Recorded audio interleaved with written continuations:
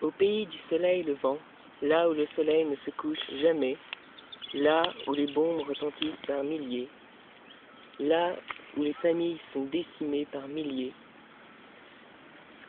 la paix est loin de ressurgir. Excusez-moi, ma journaliste pouffe de rire. C'est dans ce contexte dramatique que survivent plusieurs femmes de ce pays.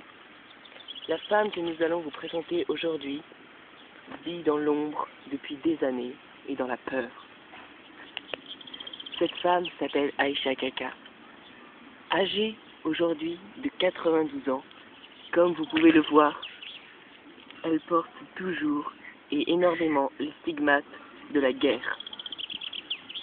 Après avoir perdu ses parents, ses sœurs, ses frères, son fils, ses filles, ses cousins, ses cousines, elle a même perdu ses vaches et ses moutons.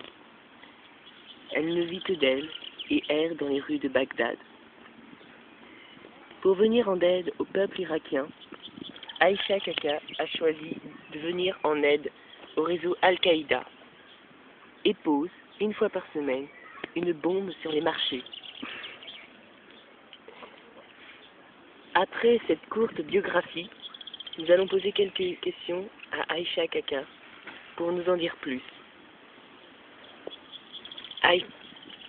Tout d'abord, bonjour Aïcha.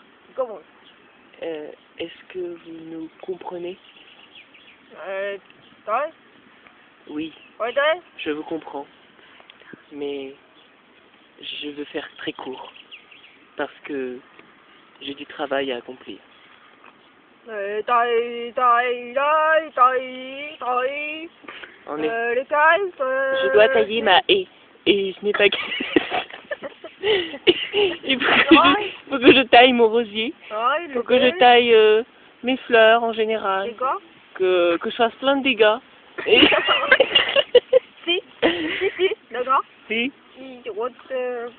Et je veux faire exploser le pays d'Irak et que tout me revienne. Voilà. Merci Aïcha pour votre réponse. Quel sentiment ressentez-vous aujourd'hui en voyant l'état dans lequel votre pays est?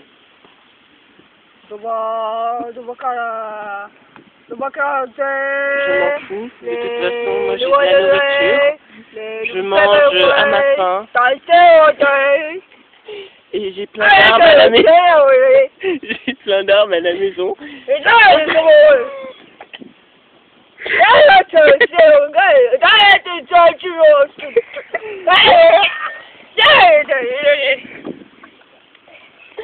Comme vous le voyez.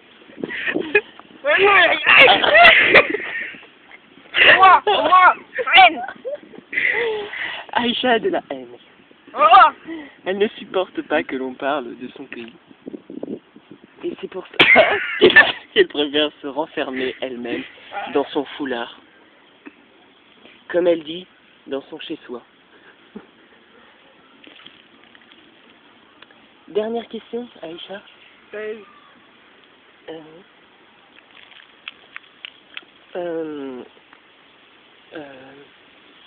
Quel temps fait-il aujourd'hui?